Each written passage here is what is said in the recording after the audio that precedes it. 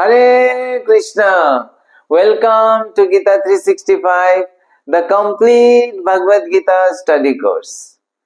तो पिछले सेशन में हम लोग भगवद गीता के चौथा अध्याय के श्लोक संख्या 8 तक पढ़े थे। आज पढ़ेंगे श्लोक संख्या 9 और 10। तो अक्सर कई लोग प्रश्न पूछते हैं कि भगवान क्या एक है, एक व्यक्ति है या कई सारे भगवान हैं। तो ये डाउट या संशय कई लोगों का होता है। तो इसका सटीक उत्तर आज के सेशन में हमें प्राप्त होगा। आज के सेशन में हमें ये भी सीखने को मिलेगा कि भगवान को प्राप्त करने के पथ पे क्या क्या बाधाएं होती है और भगवान को प्राप्त करने के जो पद्धति है उसमें कितने सारे स्टेप्स हैं, स्टेजेस हैं। तो ये सारे जो है शिक्षा हमें आज की सेशन में प्राप्त होने वाला है। तो चलिए पढ़ते हैं आज के पहला श्लोक, श्लोक संख्या 9। जन्म कर्म च मे दिव्या एवं य वेत्ति तत्तथा तत्तदेहं पुनर्जन्म नैति मामेति स अर्जुन। अनुवाद। हे अर्जुन, जो मेरे आविर्भाव तथा कर्म की दिव्य प्रकृति को जानता है वे इस शरीर को छोड़ने पर इस भौतिक संसार में पुनः जन्म नहीं लेता, अपितु मेरे सनातन धाम को प्राप्त होता है। तो इस श्लोक में भगवान एक बहुत ही महत्वपूर्ण संदेश दे रहे हैं। भगवान बता रहे हैं कि भगवान के दिव्य सनातन धाम को प्राप्त करने का क्या योग्यता है। तो ये जो भौतिक संसार है, हम जानते हैं ये सब जो है ये टेम्पररी जगत है और इस जगत में क्या है, जन्म मृत्यु जरा व्याधि है और भगवान की धाम नित्य शाश्वत धाम है। तो हम सब भगवान की धाम में कैसे जा सकते हैं उसकी योग्यता भगवान बता रहे हैं। क्या बता रहे हैं कि जो भगवान के जो जन्म, भगवान के कर्म या भगवान के जो आविर्भाव है इस संसार में, और इस संसार में जब भगवान अवतार लेते हैं तो उनकी जो दिव्य स्थिति है इसको जो जानता है, जिसको ये ज्ञान दिव्य ज्ञान होता है, तो वो ये जीवन के अंत में वो भगवान की धाम में लौट सकता है, मुक्ति प्राप्त कर सकते हैं। तो ये जो मुक्त होना, जन्म मृत्यु जरा व्याधि से ये मुक्त होना, ये जीवन का असली लक्ष्य है और इसको प्राप्त करना कोई आसान नहीं है। इसको प्राप्त करने के लिए कई सारे ज्ञानी योगी ये हजारों साल तक क्या करते हैं, तपस्या करते हैं और कई जन्म उनको लग जाता है इस जन्म मृत्यु से मुक्त होने के लिए, कई तपस्या करके। तो वो फिर भी जब वो मुक्ति प्राप्त करते हैं, वो इस भौतिक शरीर से मुक्त, भौतिक बंधन से मुक्त होते भी हैं, तो उनका जो मुक्ति होते हैं वो जो है अधूरा होता है, पूर्ण मुक्ति नहीं होता है। वो ब्रह्म ज्योति को प्राप्त करते हैं कि इस भौतिक शरीर से तो मुक्त हो गए, लेकिन क्या है, वो ब्रह्म ज्योति में लीन रहते हैं और वो पूर्ण तरह से भगवान की दिव्य प्रेममय लीला में प्रवेश नहीं करते। तो वो ब्रह्म ज्योति में एक तरह से लीन रहते हैं और उनका ये रिस्क रहता है कि वो फिर से भौतिक जगत में आ सकते हैं, क्योंकि वो स्थिति परमानेंट नहीं है।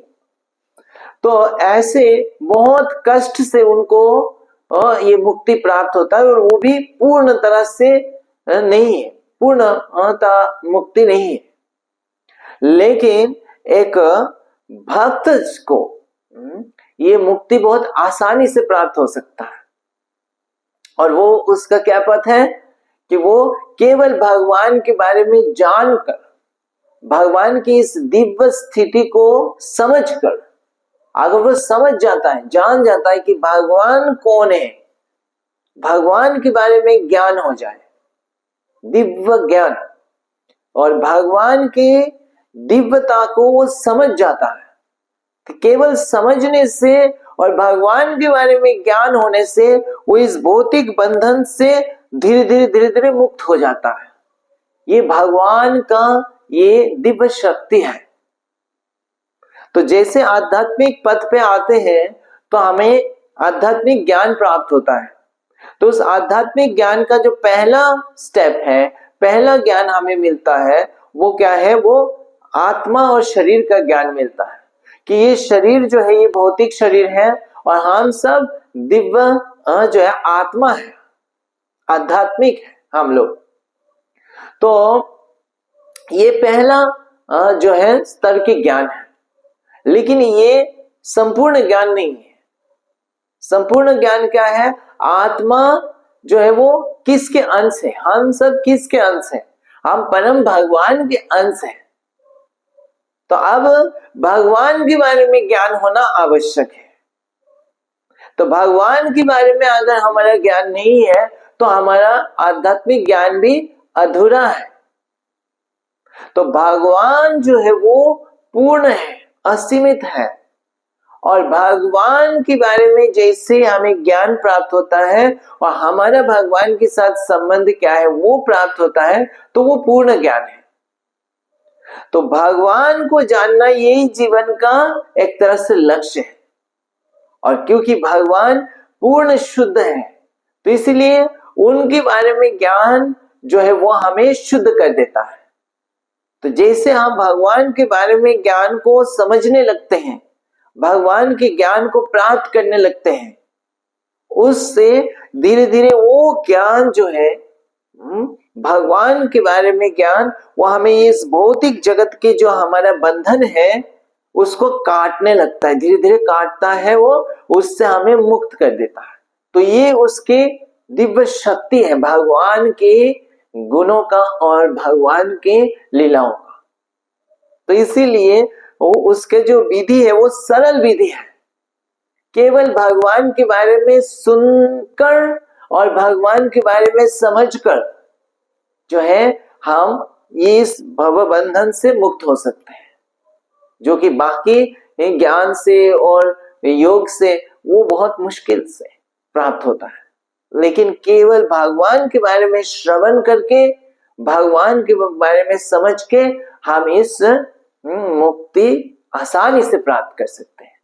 तो ये विधि कितना सरल है देखिए। तो ये भक्ति का पथ है कि भगवान के बारे में श्रवण करना, सुनना, और वो सुनना भगवान की लीलाओं के बारे में सुनना, भगवान के दिव्यता गुणों के बारे में सुनना, ये आनंददायक भी है। तो ये आनंद, ये सुनते हुए आनंद की प्राप्त होती है और साथ साथ क्या है, हमारे इस भव बंधन से हम मुक्त भी हो जाते हैं। तो है ना, कितना सरल विधि है, और लेकिन ये कितना पावरफुल प्रोसेस है।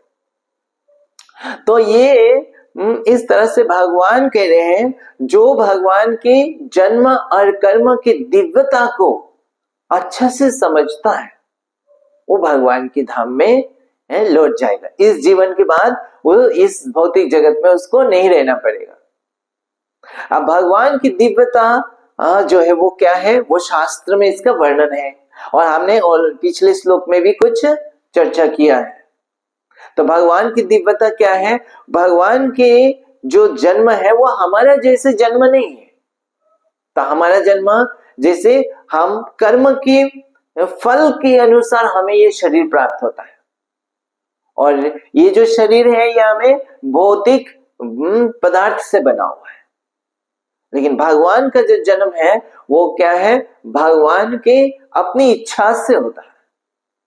तो भगवान अपनी इच्छा से अपने माता पिता को चुनते हैं, और भगवान को जो भगवान जिस शरीर से प्रकट होते हैं, रूप से प्रकट होते हैं, वो भगवान का असली रूप है, ओरिजिनल रूप है, शाश्वत रूप है, सच्चिद आनंद रूप है। वह हमारे जैसे भौतिक पदार्थ से नहीं बना हुआ है, वो पूर्ण तरह से आध्यात्मिक है। और हमारा शरीर में और आत्मा में अंतर है, लेकिन भगवान के शरीर और आत्मा में कोई अंतर नहीं है। भगवान के जो दिव्य शरीर है वही भगवान का रूप है। तो इस तरह से भगवान की जो जन्म है वो जो है दिव्य है। तो भगवान के जन्म जैसे हमारा जन्म होता है माता पिता के उसमें जैसे जन्म होता है, ऐसे नहीं होता है भगवान का। दिव्य रूप से भगवान प्रकट होते हैं। और हमारा जो कर्म है, हमारा कर्म जो है वो हमारा कर्म के फल से हम बंधन हो जाते हैं, लेकिन भगवान के कर्म दिव्य है। तो इस चीज को जो है समझने के लिए जो है ये आसान नहीं है।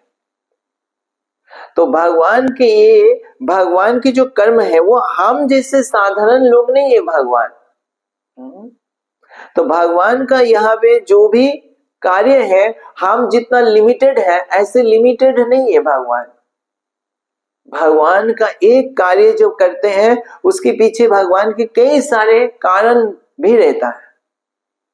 तो भगवान के कार्य को ये समझना, उसके लिए भी शुद्धता चाहिए होता है। तो भगवान के कार्य ये हम जैसे लिमिटेड होते हैं, ऐसे हम सोचे कि भगवान भी ऐसे ही लिमिटेड है, तो हम नहीं समझ पाएंगे कि भगवान की स्थिति क्या है। भगवान अनलिमिटेड है। तो भगवान यहाँ पे तात्पर्य में प्रभुपाद समझाते कि भगवान जैसे कई अवतार लेते हैं, तो युग युग में भगवान अवतार लेते हैं। तो ऐसे देखा जाए तो भगवान कई रूप में प्रकट होते हैं। तो क्या जितने रूप में भगवान प्रकट होते हैं कि उतना ही भगवान है? तो यही प्रश्न आता है कि क्या भगवान बहुत सारे भगवान है या एक ही भगवान है? तो अक्सर हम लोग कई लोग इसको समझ नहीं पाते, और ये संशय कई लोगों का रहता है कि सोचता हम जिनको वर्शिप करें वही भगवान है या भगवान एक है। तो इसके जो है उत्तर इस तात्पर्य में प्रभुपाद समझा रहे कि भगवान क्या है, भगवान एक ही है, एक ही भगवान है। तभी तो हम सब जो भगवान के अंश हैं, फिर हम किस भगवान के अंश हैं? हम तो एक ही भगवान के अंश हैं। अगर कई सारे भगवान होंगे तो हम कौन सा भगवान के अंश होंगे? तो कोई इस भगवान के अंश है तो कोई उस भगवान के अंश है, तो फिर तो वो हो ही नहीं पाएगा। तो हम सब जीव जो इस संसार में सारे जीव जो है एक ही भगवान के अंश है। तो भगवान क्या है? एक ही है। परम भगवान एक ही भगवान है। हम सब जीव असंख्य है, ठीक है। तो लेकिन हम जब भगवान के अंश से, तो परम भगवान, वो भगवान हर युग युग में आते हैं। तो जब भगवान इस संसार में, वही भगवान जब आते हैं तो वो अलग अलग रूप में आते हैं।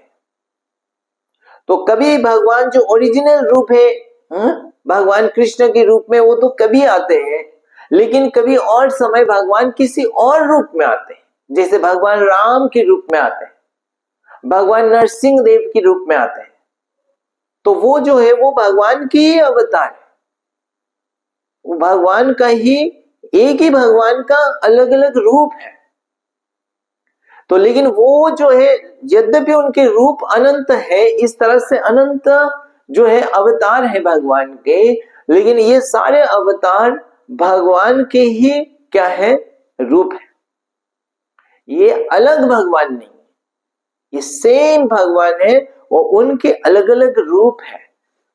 तो जैसे मान लीजिए एक जज है, हाई कोर्ट के एक जज है, और जज जो है घर में जो वो रहता है, तो उस समय उसका एक रूप होता है, एक ड्रेस पहना होता है, और एक तरह से वो बिहेव करता है। वो अपने घर के फैमिली के साथ वो जिस तरह से बहुत इंटीमेटली वो जो है वार्तालाप करता है। लेकिन वही व्यक्ति जो कोर्ट में जब बैठा होता है, तो वो कोट पहना होता है, पूरा ड्रेस पहना होता है, और वहां पे जो उसने बातचीत करते हैं उसमें थोड़ा सा अलग ढंग का होता है। तो उसका रूप अलग है एक तरह से देखा जाए, लेकिन है वो व्यक्ति सेम है। तो वो अलग व्यक्ति नहीं, उसकी पावर, उसकी पोजीशन सेम है। उसी प्रकार भगवान एक ही है और वो अलग अलग समय में, अलग अलग युग में, अलग अलग मिशन कार्य को करने के लिए, धर्म को स्थापन करने के लिए भगवान अलग अलग रूप में प्रकट होते हैं। और वो सारे रूप जो है वो भगवान के रूप है। तो वो जो भगवान के अवतार जो शास्त्र में वर्णित है, भगवान के अवतार, वो ही भगवान के रूप है। ऐसा नहीं है कि कोई भी रूप भगवान का रूप हो जाए, कोई भी अवतार हो जाए। जो शास्त्र में वर्णित है, हर युग में जब भगवान आते हैं वो भगवान के रूप है और वो प्रामाणिक रूप है और वो एक ही भगवान के अलग अलग रूप है। अब भगवान ऐसे अलग अलग रूप में क्यों प्रकट होते हैं, एक ही रूप में क्यों नहीं प्रकट होते हैं? तो एक तो उस समय के जो मिशन है, उस मिशन को करने के लिए भगवान की इसी रूप में आते हैं। दूसरा, भगवान के कई सारे भक्त हैं जो भगवान की इसी रूप को क्या करते हैं, वर्शिप करते हैं और इसी रूप को वो जो है रूप के प्रति आकर्षित होते हैं। तो भगवान ऐसे ऐसे सारे प्रकार के भक्तों को भगवान प्रेम और प्रदान करने के लिए भगवान ऐसे रूप में भगवान उन भक्तों के साथ क्या करते हैं, लीलाएं करते हैं। तो इसीलिए भगवान के ऐसे अलग अलग रूप में भगवान प्रकट होके अलग अलग भक्तों के साथ उनके जो है संबंध, जो है प्रेममय संबंध का एक्सप्रेस करते हैं। लेकिन ये सारे भगवान एक ही है। ठीक है। अब ऐसे भगवान के जो तत्व है, भगवान के जन्म कर्म, ऐसे भगवान को समझने के लिए ये कभी साधारण बुद्धि से हम नहीं समझ सकते हैं। हम उदाहरण की द्वारा थोड़ा बहुत समझ सकते हैं, लेकिन पूर्ण तरह से भगवान की दिव्य प्रकृति को समझना हमारे लिए भौतिक बुद्धि से मुश्किल, कठिन है। क्योंकि भगवान जिस स्तर पर कार्य करते हैं वो हम अभी भौतिक चेतना से हम उसको नहीं समझ सकते हैं। भगवान हमारे स्थिति से बहुत परे है। तो हम भौतिक चीज से समझने का चीज हमारे लिमिटेड कैपेसिटी है। तो हम चाहे भौतिक दृष्टि से कोई व्यक्ति बहुत बड़ा जो है साइंटिस्ट हो सकता है, बहुत बड़ा विज्ञानी हो सकता है या ज्ञानी हो सकता है और भौतिक दृष्टि से बहुत सफल भी हो सकता है, लेकिन भगवान की इस दिव्य लीला की जो गुण रहस्य है उसको समझना जो है कठिन है।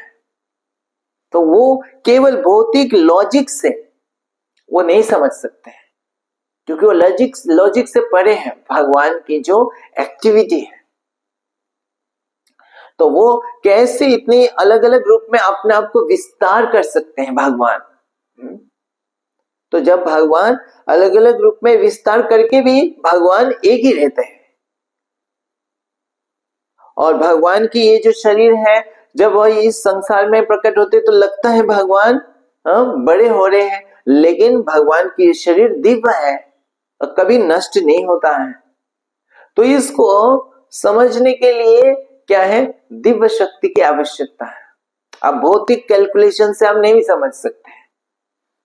तो इसलिए ये भगवान के दिव्य स्तर को समझना ये एक हमारे लिए मेन उद्देश्य है जीवन का।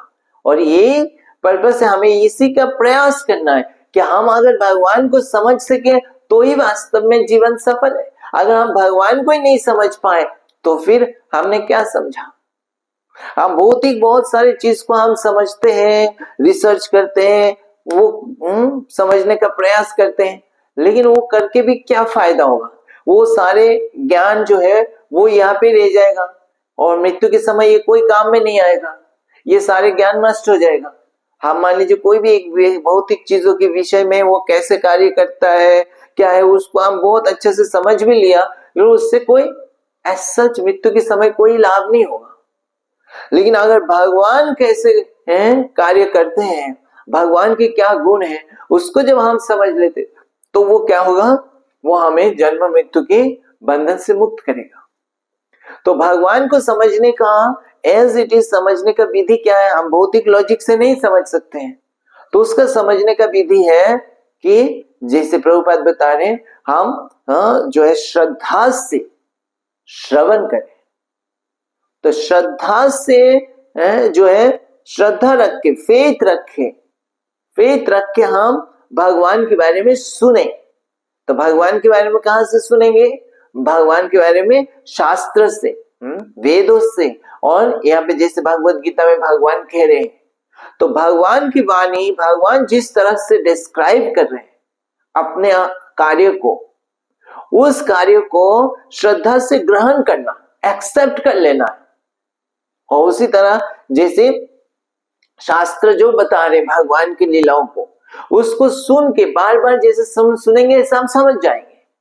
और समझने के लिए क्या आवश्यक है, एक सुनना और दूसरा श्रद्धा से सुनना। तो ये जो फेथ रख के सुनना, ये ही जो है ये असली चीज है, ये सीक्रेट है। इससे हम सुनते रहेंगे, बार बार सुनते रहेंगे, हम भगवान की लीलाओं को, भगवान के कार्यों को, दिव्यता को हम समझ जाएंगे और उसी से हम जीवन की पूर्णता प्राप्त कर सकते हैं। तो जिस प्रकार एक जो है बच्चा जो है वो अपना पिता के बारे में ज्ञान कैसे प्राप्त करता है, वो अपनी माता से सुनता है कि कौन है उसके पिता, और पिता का जो है रूप है, पिता का कार्य को वो माता से सुनता है। तो वो माता से सुनता है, उसका कोई एक्सपीरियंस नहीं है कि पिता कौन है, वो रिसर्च करके पिता को पता नहीं कर सकता है। लेकिन जब माता से सुनता है तो वो सुनना एक हो गया, और माता को क्या करता है, वो श्रद्धा, फेथ रखता है, विश्वास रखता है, जो माता जो कह रहे हैं वो सही है। तो विश्वास रख के माता की बातों को ग्रहण कर लेता है on the authority of mother. तो उसी तरह प्रभुपाद कह रहे हैं on the authority of Vedas and on the authority of शास्त्र, वो क्या है, भगवान के गुणों को, कार्यों को जैसे वर्णित है ऐसे ग्रहण करता है, और उसी से वो जो है समझ जाता है, और भगवान की कृपा से फिर वो समझ जाता है भगवान की दिव्यता को, और फिर ऐसे जो समझ जाता है वो इस भौतिक चेतना से मुक्त हो जाता है। केवल भगवान के बारे में सुनने से, श्रद्धा से सुनने से वो हमारी चेतना के ऊपर इस तरह से कार्य करता है कि हमारे जो भौतिक चेतना है, जो हमें बंधन सृष्टि किया हुआ है कई जन्म से, और उससे मुक्त होने का कोई और उपाय नहीं मिल रहे थे, वो केवल सुनने से वो हमें भौतिक चेतना से हमें मुक्त कर देता है। ये इतना पावरफुल प्रोसेस है। ठीक है, तो चलिए पढ़ते हैं अगली श्लोक, श्लोक संख्या 10। बीतराग भय क्रोध मन्मया मामुपश्रिता बहव ज्ञान तपसा पूता मद्भावम आगता। अनुवाद। आसक्ति, भय तथा क्रोध से मुक्त होकर, मुझ में पूर्णतया तन्मय होकर और मेरी शरण में आकर बहुत से व्यक्ति भूतकाल में मेरी ज्ञान से पवित्र हो चुके हैं। इस प्रकार से उन सबों ने मेरी प्रति दिव्य प्रेम को प्राप्त किया है। तो इस श्लोक में भगवान और एक महत्वपूर्ण बात बता रहे हैं। वो बता रहे हैं जैसे पिछले श्लोक में भगवान ने बताया, वो जो है इस भौतिक संसार से मुक्त हो जाता है जो भगवान के दिव्य गुणों को जानता है, दिव्यता के बारे में जानता है। अभी इस श्लोक में बोल रहे हैं उससे भी ऊपर चीजें, मुक्ति जो है, मुक्ति से भी ऊपर क्या है, भगवान के प्रति प्रेम।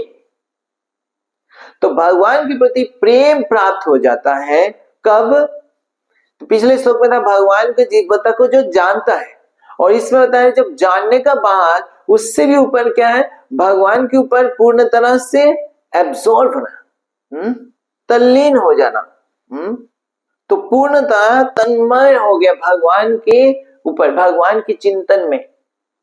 तो भक्ति भाव से भगवान के ऊपर पूर्ण तरह से क्या है, मग्न हो गए, भगवान की लीलाओं से, गुणों के ऊपर, भगवान के चिंतन में। तो ऐसे जो व्यक्ति इस तरह से रहता है उसको क्या प्राप्त होता है, केवल मुक्ति नहीं, मुक्ति से भी ऊपर जो है वो भगवान की प्रेम, दिव्य प्रेम, और वो सर्वोत्तम सिद्धि है, उसको प्राप्त हो जाता है। तो उसको प्राप्त होने के लिए भगवान ने कहा कि पहले बहुत सारे लोग या बहुत सारे भक्त जो है ऐसे दिव्य उत्तम स्थिति को प्राप्त किया है। तो ये जो है दिव्य ज्ञान का पूर्णता है कि भगवान के बारे में ज्ञान जब प्राप्त होगा तभी तो हम भगवान के चिंतन में मग्न होंगे। तो भगवान के बारे में विषय में हमें सुनते रहना चाहिए। जितना सुनेंगे इतना भगवान के प्रति क्या होगा, हमारा जो है कंसंट्रेशन, हमारा जो एब्जॉर्प्शन वो भगवान के प्रति बढ़ेगा। नहीं तो हम भौतिक चीजों में ही हमारा एब्जॉर्प्शन रहेगा, भौतिक चीजों में ही रहेंगे। तो भगवान के प्रति एब्जॉर्ब होने के लिए एक क्या चाहिए, भगवान ने कहा ये 3 ऑब्स्टेकल्स हैं। तो जो ये 3 चीज से मुक्त होकर भगवान का चिंतन में मग्न रहता है, 3 चीज क्या है वो भगवान कह रहे, बीत राग भय क्रोध। राग तो राग, भय और क्रोध। राग मतलब आसक्ति, अटैचमेंट। तो भौतिक वस्तु की, विषय वस्तु के प्रति, भौतिक रिलेशन के प्रति आसक्ति। तो हमने पहले भी एक बार चर्चा किए थे, वो उदाहरण दिए थे कि जो नाव में जा रहा था वो बारात के दल, और वो नाव जो है एंकर जो लगा हुआ था, लंगर लगा हुआ था तट पर, तो वो जा ही नहीं पाया। तो ये जो आसक्ति, भौतिक चीजों के प्रति जो आसक्ति है, उस आसक्ति रहेगा तो वो क्या है, भगवान के बारे में सुनने के लिए उसके पास समय ही नहीं होगा, और भगवान के बारे में सुनने के लिए रुचि भी नहीं होगा। तो भौतिक चीजों में इतना सारे आसक्ति है, तो इसलिए उस आसक्ति से मुक्त होकर तभी वो भगवान के बारे में वो सुनते रहेगा, सुनते रहेगा। तो ये आसक्ति। दूसरा भय। तो कई लोग हैं जो भौतिक चेतना से जो है वो रहता है, भौतिक चेतना से ही में ही डूबे रहते हैं। तो उनको लगता है कि हमारा शरीर जो है वो भौतिक है, तो शरीर मतलब ही क्या होगा, ये जो है क्षणस्थायी है। और वो सोचते हैं फिर भगवान का जो शरीर है वो भी क्या होगा, वो भी ऐसे ही टेम्पररी है, वो ये नहीं सोच पाते। तो इसीलिए वो जो है शरीर के नाम से ही जो है रूप के नाम से वो भयभीत रहता है। वो सोचते मुक्ति का मतलब शरीर से मुक्त हो जाना, और शरीर नहीं रहना, ये रूप नहीं रहेगा, निराकार होना है। तो वो भगवान की निराकार रूप का क्या करते हैं, उसका उपासना करते हैं। वो सोचते भगवान निराकार है और हम सब भी निराकार हैं, और इस जीवन का बाद हमारा शरीर नहीं चाहिए। तो वो सोचते हैं ये जो है ये सब शरीर मतलब ही दुख रहेगा, लेकिन वो समझ नहीं पाते दिव्य शरीर जो है भगवान सच्चिदानंद रूप है, वो हमारा स्वरूप है, असली स्वरूप है, वो शाश्वत रूप है, उसको नहीं समझ पाते। तो इसीलिए वो भयभीत रहते हैं, शरीर के नाम से ही भयभीत रहते। वो चाहते बस जो है निराकार रूप में लीन हो जाए, तो उससे फिर उनको भगवान के प्रति प्रेम नहीं जगेगा। और तीसरा कह रहे हैं क्रोध। तो कई लोग अलग अलग फिलॉसफी को सुन के, अलग अलग दर्शन को सुन के कभी कभी क्या हो जाते हैं, हताश हो जाते हैं और क्रोधित हो जाते हैं, और फिर वो बोलते कुछ भी नहीं है इस संसार के, इस जीवन के बाद हम जो है कुछ भी नहीं मानना चाहते, भगवान के अस्तित्व को भी नहीं मानना चाहते, सारी चीजें क्या है, शून्य है। तो शून्यवाद के में विश्वास करने लगते हैं। तो ऐसे जो है वो क्रोध में आकर और फ्रस्ट्रेशन में आके वो इस तरह से सोचने लगते हैं। तो ये सब क्या है, भक्ति के लिए बाधक है। और ऐसे करने से वो भगवान के प्रति प्रेम को नहीं प्राप्त कर सकते। तो इसीलिए इन सब को छोड़ के, इससे मुक्त होकर क्या है, भगवान पे एब्जॉर्ब होना, भगवान के गुणों पे, भगवान के रूप में, भगवान की लीलाओं में एब्जॉर्ब होने से वो उसको भगवान के प्रति प्रेम प्राप्त होगा। और वो तीनों चीज से हम कैसे मुक्त हो सकते हैं? ये एक तरह से दूषित अवस्था है, और इस सब से हम मुक्त हो सकते हैं जब हम भगवान के शुद्ध भक्त या गुरु के मार्गदर्शन में हम भक्ति का अभ्यास करेंगे। तो श्रील प्रभुपाद तात्पर्य में बताते हैं कि ये जिस गुरु के मार्गदर्शन पे, गाइडेंस पे हम जैसे भक्ति का अभ्यास करते हैं, तो उसमें हमें धीरे धीरे धीरे धीरे हमारे भक्ति में प्रगति होने लगता है। और उसमें 9 स्टेजेस के बारे में वर्णन करते हैं कि सबसे पहले हमारा श्रद्धा की स्टेज होता है, फिर श्रद्धा से साधु संग, साधु संग से फिर अनर्थ निवृत्ति होती है। तो ये जो 3, जैसे हम भक्तों की संग में आके भगवान के बारे में श्रवण करेंगे और भक्ति का नियमों का पालन करेंगे, तो क्या होगा, ये जो 3 चीज है, जो अनर्थ उसको कहते हैं, जो ऑब्स्टेकल्स हैं, ये आसक्ति या ये जो भय है और ये जो क्रोध है, ये सब से मुक्त हो जाते हैं। और फिर भक्ति के रास्ता पे निष्ठा आने लगते हैं, और फिर भगवान की कथा सुनने में रुचि होने लगता है, और फिर भगवान के प्रति आसक्ति होने लगता है, दिव्य आसक्ति होने लगता है, और फिर भाव को प्राप्त होता है। तो यही जैसे भगवान कहते हैं कि मद भाव मागता, तो भाव की स्थिति को प्राप्त करते हैं जिसमें भगवान के प्रति भाव उत्पन्न होते हैं, और फिर भगवान के प्रति प्रेम। तो इस तरह से जो है वो धीरे धीरे धीरे धीरे इस पथ पर प्रगति करते हैं। तो इस तरह से गुरु के मार्गदर्शन पे हम जब सही तरह से भक्ति का नियमों का पालन करेंगे, तो हम धीरे धीरे ये एक स्टेज के बाद एक स्टेज में हमारा प्रगति होगा, और हम मेजर कर सकते हैं कि हमारा भक्ति में हम प्रगति कर रहे हैं या नहीं कर रहे। तो इस तरह से हम सर्वोत्तम स्थिति जो है भगवत प्रेम की स्थिति पर हम पहुंच सकते हैं।